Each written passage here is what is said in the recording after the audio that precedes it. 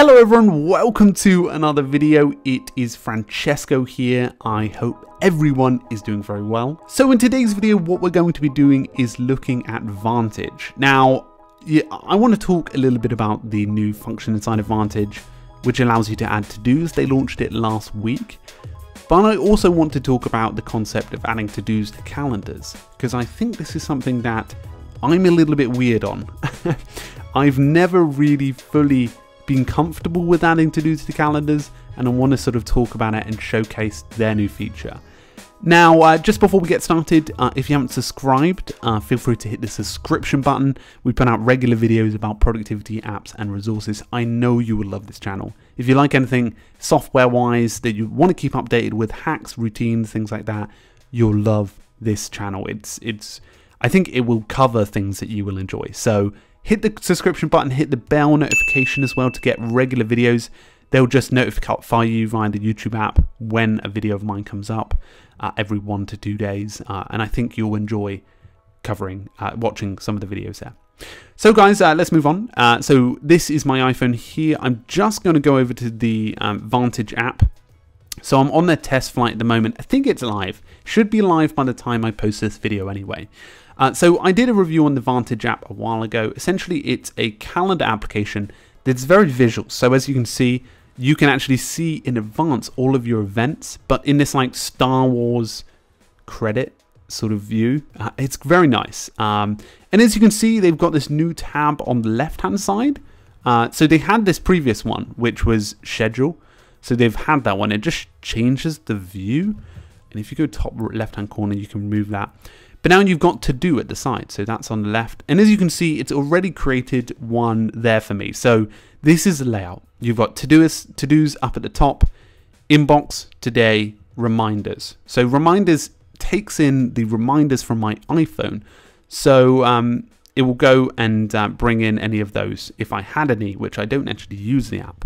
But I can actually edit this. So once you've created a new folder, which I will do again in a minute, you can actually change the notebook cover for it, which is quite nice. So you've got quite a range of book covers here. They're quite girly. I'm not sure I would choose. I'm not sure whether there's a blokey one there.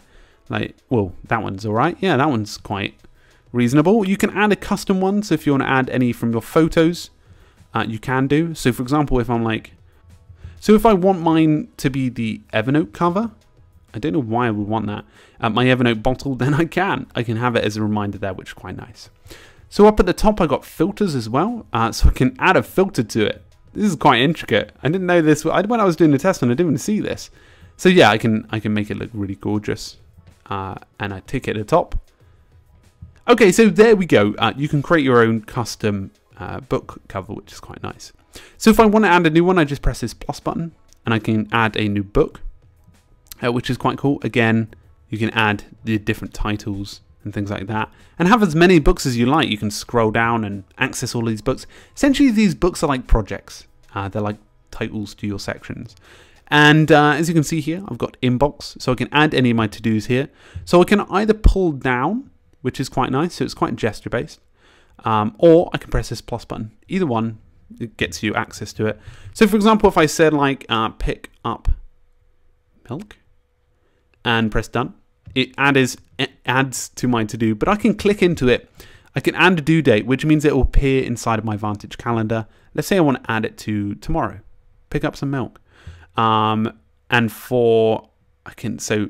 that's quite cool. I didn't even see that before. You can get a countdown to that time. So for example, if I wanted to pick it up after work tomorrow at 6 o'clock, you can have a countdown to that time. So that's pretty neat. So you've got color to it. So for example, if I flip an end, that's a lot of colors. If I wanted to just add a blue color to it, I should have added white actually. That would have been quite cool. You can add a sticker as well to it. Is that milk? No, it looks like poison, but I'm going to attach it because it looks like a milk bowl. And if I wanted to add a font to it as well, let's go with arcade. So you can see at the top, pick up milk looks quite quirky.